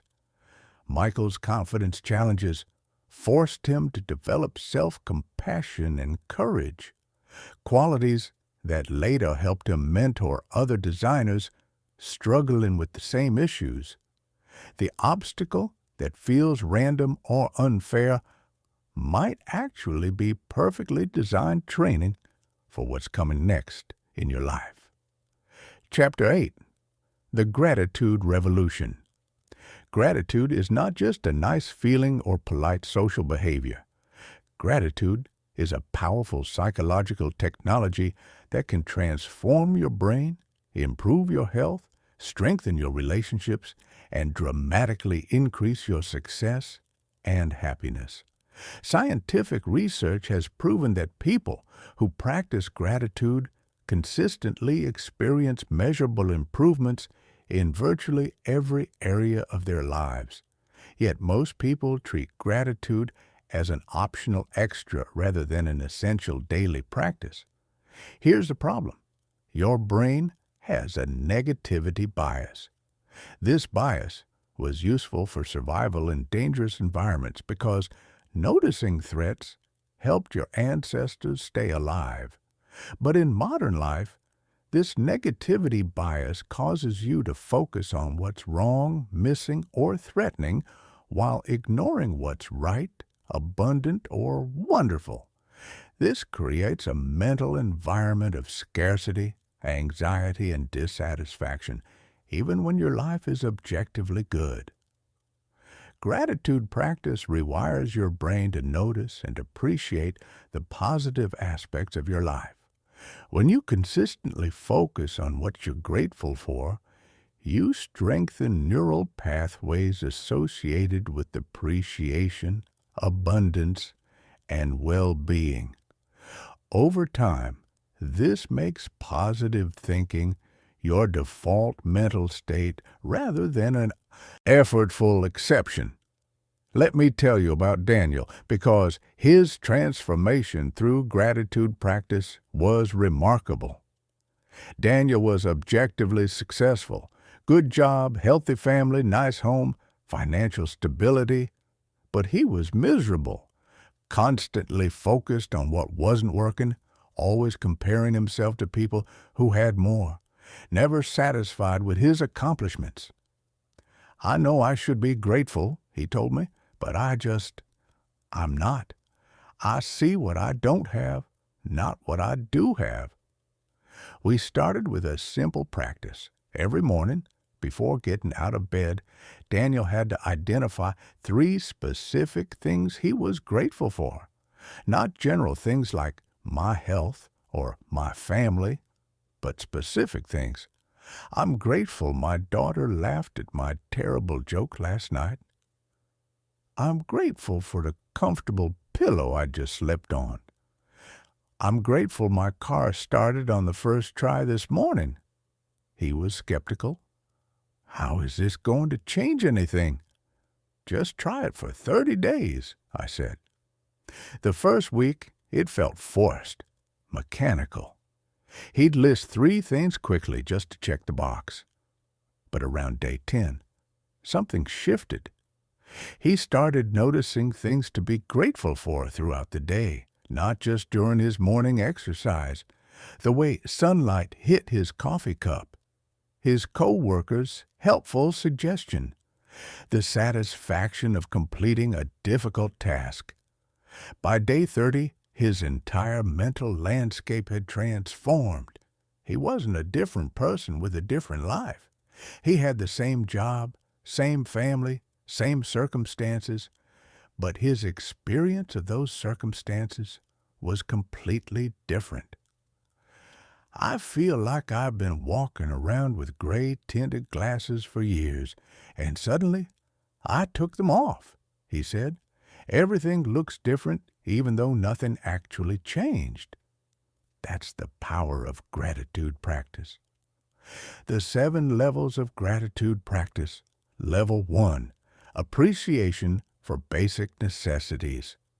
Most people take fundamental life requirements for granted, but when you consciously appreciate having food, shelter, safety, and health, you create a foundation of abundance thinking. Every morning, begin by acknowledging 3 basic things: having a bed to sleep in, food to eat, clean water to drink, a roof over your head, a body that functions. Feel genuine appreciation rather than rushing through mechanically. Level 2. Appreciation for relationships. When you regularly acknowledge and appreciate the people who contribute to your life, you strengthen those relationships and attract more positive people. Practice relationship gratitude by focusing on specific people. Family members who've supported you, friends who've encouraged you, mentors who've guided you, colleagues who've collaborated with you. Express appreciation directly when possible. Send thank you messages. Acknowledge contributions publicly and privately. Level 3. Appreciation for experiences. Your life is filled with experiences that enrich your understanding and create lasting memories. When you consciously appreciate these experiences, you derive more value from them. Reflect on meaningful moments from your past and present, travel experiences, educational opportunities, career experiences, personal growth moments. Feel grateful not only for positive experiences, but also for challenging experiences that contributed to your growth. Level 4. Appreciation for personal qualities. Most people are harder on themselves than they are on others. They notice weaknesses while ignoring strengths. Practice self-gratitude by regularly acknowledging your positive qualities, skills, and accomplishments, natural talents, developed abilities, acquired knowledge, cultivated character traits. Be grateful for your resilience, creativity, intelligence, kindness, determination, or any other qualities that make you unique and valuable. Level 5. Appreciation for growth opportunities. Every challenge you face contains valuable lessons. When you view difficulties through the lens of gratitude, you transform your relationship with adversity. Find something to appreciate in every challenge.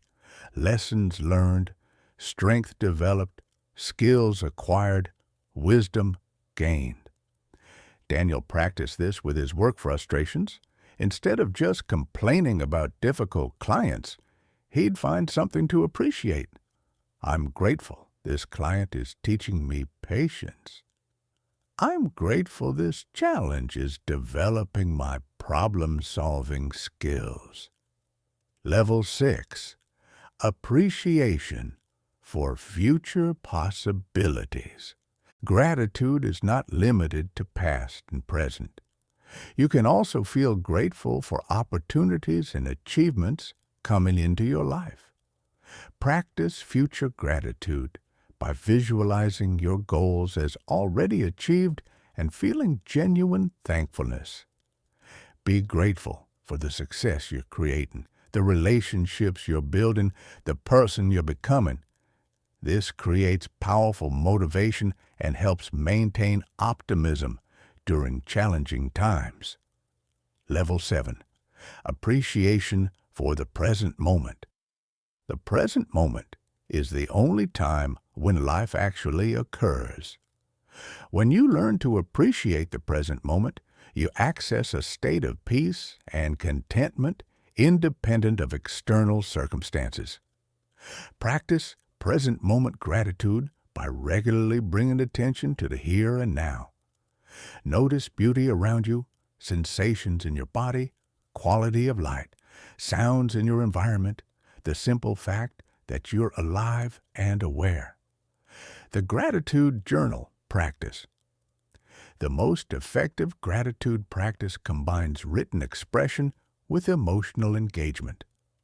Maintain a daily gratitude journal where you write at least 3 things you're grateful for each day. Include specific details about why you appreciate each item, rather than generic statements. Feel genuine emotion as you write, allowing yourself to experience the full impact of appreciation. Daniel's entries evolved from generic, "I'm grateful for my family," to specific and emotional, "I'm grateful for the way my wife squeezed my hand during the movie tonight. Such a simple gesture that reminded me I'm not alone."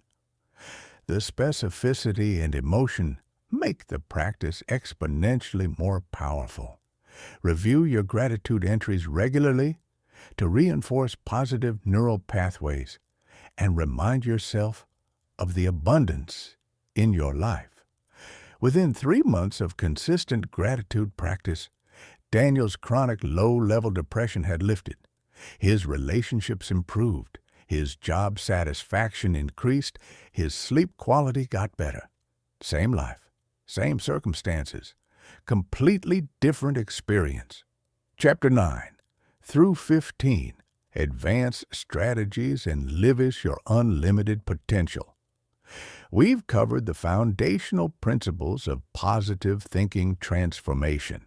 Now let me give you the advanced framework that will take you from competent to masterful. The identity shift. Becoming rather than doing. Most people try to change their actions without changing their identity. They try to act confident while still seeing themselves as insecure. They try to think positive while still identifying as pessimistic. This creates internal conflict and makes change exhausting. True transformation happens when you shift your identity. When you don't just practice positive thinking, you become a positive thinker. When you don't just act confident, you become a confident person. Here's how this works. Your current identity is based on past evidence. You've thought of yourself as anxious because you've experienced anxiety. You've thought of yourself as unsuccessful because you haven't achieved certain goals. But identity can be forward-based rather than backward-based. You can decide who you want to become, then start thinking, feeling, and acting as if you already are that person. Not as fake it till you make it pretense, but as trying on a new identity to see how it fits. Ask yourself, who do I need to become to achieve my most important goals? Maybe you need to become someone who's disciplined, someone who's confident, someone who's resilient, someone who's creative. Then ask, how would that person think? How would they feel? How would they act in this situation? Start thinking those thoughts, feeling those feelings, taking those actions. At first, it feels like acting, like you're pretending to be someone you're not. But over time, the identity becomes real. The neural pathways strengthen. The person you were pretending to be becomes who you actually are. The energy management framework, peak performance, requires optimal mental, emotional, and physical energy. Most people manage their time but ignore their energy. Advanced positive thinkers optimize their energy before managing their time. Mental energy. Organize your schedule around natural cognitive rhythms. Identify when your mental clarity and focus are strongest. Schedule your most important cognitive work during these peak periods.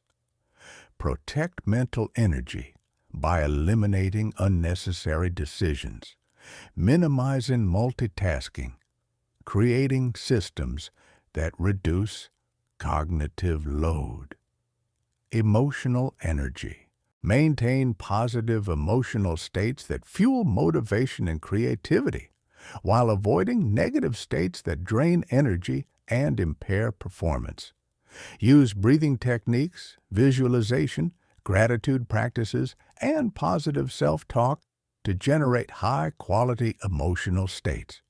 Limit exposure to people, media, and situations that consistently drain emotional energy. Physical energy. Optimize health, fitness, and vitality to support peak mental and emotional performance. Maintain consistent sleep schedules. Eat foods that sustain energy rather than create crashes. Exercise regularly to improve circulation, reduce stress, enhance cognitive function. These physical practices create the foundation for sustained positive thinking and high performance. The systems thinking approach. Most people think in terms of isolated events and individual actions. Advanced positive thinkers understand that everything is connected through systems that can be leveraged for exponential results. Create positive feedback loops that amplify your efforts. Success systems, interconnected networks of habits, relationships, tools, and strategies that automatically generate positive outcomes. Instead of relying on motivation or willpower, create systems that make positive thinking inevitable. Morning routines that program positive mental states. Environmental designs that eliminate negative influences. Accountability partnerships that ensure consistent action. Tracking systems that provide feedback and motivation. Learning systems accelerate skill development and knowledge acquisition. Instead of learning randomly, create systematic approaches to become excellent at activities that support your goals. Deliberate practice schedules, mentor relationships, feedback mechanisms, application strategies that turn knowledge into capability. Relationship systems. Expand your influence and opportunities. Instead of networking randomly, create systematic approaches to building meaningful connections. Value creation strategies, follow-up systems, referral mechanisms, collaboration frameworks that turn relationships into mutual success platforms. The paradoxical thinking skill. Linear thinking assumes that if something is true, its opposite must be false. Paradoxical thinking recognizes that apparent opposites can both be true in different contexts. For example, confidence and humility can coexist. You can be confident in your abilities while remaining humble about your limitations and open to learning. Ambition and contentment can coexist. You can work passionately toward goals while feeling grateful for your current circumstances. Practice paradoxical thinking by identifying apparent contradictions in your experience and finding ways that both sides might be true. This develops mental flexibility and emotional resilience that serve you in complex situations where simple answers are inadequate. The metacognition practice. Metacognition is thinking about thinking. Most people are unconscious of their thought processes. Advanced positive thinkers develop awareness of their own cognitive processes and learn to optimize their thinking. Practice by regularly observing your own thoughts. Question your assumptions. Evaluate your mental strategies. Experiment with different thinking approaches. Ask yourself, how am I thinking about this situation? Are there other ways to interpret this information? What assumptions am I making that might be limiting my options? How can I think about this more effectively? This self-awareness allows you to catch negative thought patterns before they gain momentum, experiment with more effective thinking strategies, and continuously improve your mental performance. Metacognition is the difference between being controlled by your thoughts and controlling your thoughts. Living your unlimited potential. The final integration. You've now learned a complete system for mastering positive thinking and unlocking your unlimited potential. But knowledge without application produces no results. You must choose between knowing these principles and living these principles. Living your unlimited potential means operating from the understanding that you're capable of achieving anything you're willing to commit to consistently. It means recognizing that your current circumstances are temporary starting points for creating whatever life you desire. It means accepting responsibility for your thoughts, emotions, and actions while embracing the incredible power this provides. The 7 essential shifts. Shift 1. From hoping to knowing. Most people hope their lives will improve. Hope is a starting point, but not a success strategy. Living your unlimited potential means moving from hope to certainty, based on your commitment to taking whatever actions are necessary. When you know that positive thinking combined with persistent action produces positive results, success becomes inevitable rather than hopeful. Shift 2. From reacting to creating. Most people spend their lives reacting to circumstances, other people's decisions, external events. They feel like victims of forces beyond their control. Living your unlimited potential means recognizing that you're the creator of your experience through your thoughts, emotions, and actions. You control your response to everything that happens. Your response determines the ultimate impact of any situation on your life. Shift 3. From scarcity to abundance. Most people operate from scarcity mindsets that assume there's not enough time, money, opportunities, or success for everyone. Living your unlimited potential means operating from abundance, thinking that recognizes unlimited possibilities for creating value and achieving success. Shift 4. From perfection to progress. Many people postpone action because they want to be perfectly prepared or fear making mistakes. Living your unlimited potential means embracing progress over perfection. Consistent, imperfect action produces better results than waiting for perfect conditions. Shift 5. From independence to interdependence. Unlimited potential is not achieved in isolation. The greatest successes are created through collaboration and mutual empowerment. Build relationships with mentors, peers, and mentees who challenge you to grow, support you during difficulties, and celebrate your successes. Shift 6. From temporary motivation to permanent transformation. Many people experience bursts of motivation followed by returns to old patterns. Living your unlimited potential means making permanent changes in your identity, beliefs, and behaviors that create lasting transformation. This occurs through consistent application of positive thinking principles until they become your natural operating system. Shift 7. From personal success to meaningful contribution.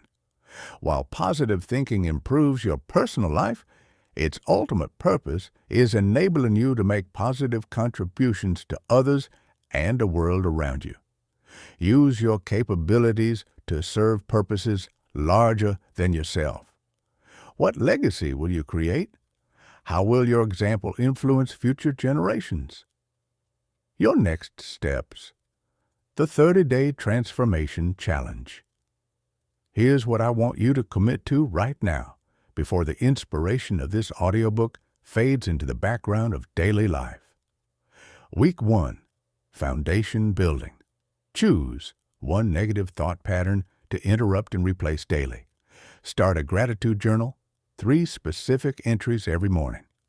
Design your information environment. Eliminate 1 toxic media input.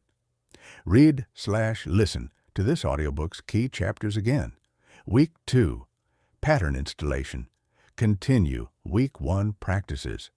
Add morning visualization practice, 10 minutes. Identify and begin transforming one limiting belief.